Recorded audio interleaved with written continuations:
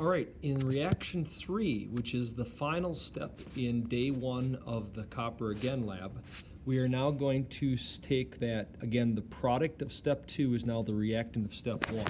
So when you have your data table here, again, the reaction that you're going to see is going to be present in your steps, in your procedural steps of the file that's in Canvas in the Copper Again lab, which goes through the procedural steps, the step-by-step process, okay?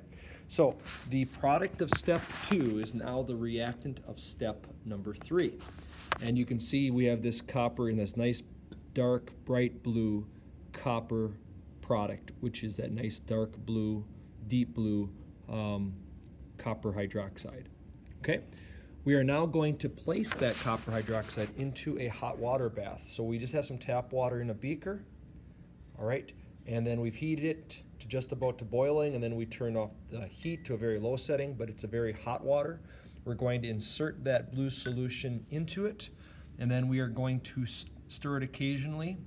And I've already placed one in here so that the video doesn't be quite as long for this one, and you will keep heating it until the substance turns entirely black, which is what you can see here. So you can see now a completed one and an initial one, and you can start to see some of that black solid forming in the test tube towards the bottom, and that'll keep getting darker and darker as this reaction proceeds. Now, the reagent that we're adding is not water. The reagent that we're actually adding is energy, is heat, the heat provided by the hot plate. So this reaction is occurring, it doesn't occur at room temperature, but it does occur at a higher temperature. And so this is a decomposition reaction. We are looking at the copper 2 hydroxide decomposing into copper oxide.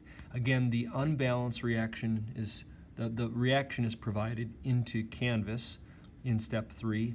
You'll then place that information into your data table, fill out the reaction, is it endothermic or exothermic. Putting it on a hot plate should tell you if it's endothermic or exothermic, and then you can balance the equation.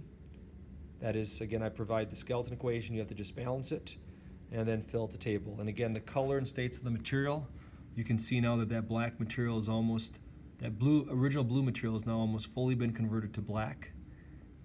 And this is where we leave off on step number 3.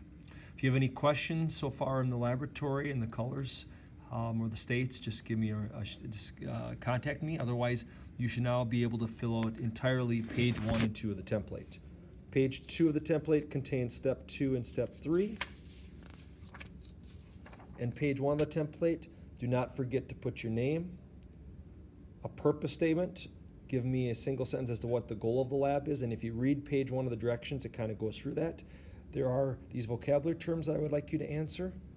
And then this obviously was step 1. In step 1, I gave you all of the substances. You just got to put down what color they were. And then, was it endothermic or exothermic? And then balance the equation. So here is the 2 reactants. Here are the 3 products. Your job is to balance the equation down here. And that'll be the first, and that'll be the fully completed page 1 and 2 for the template. Next week, I'll have a video that'll go over steps 4 and 5, and then you'll finish the template, take pictures of that, and submit that into Canvas. Again, thanks for listening.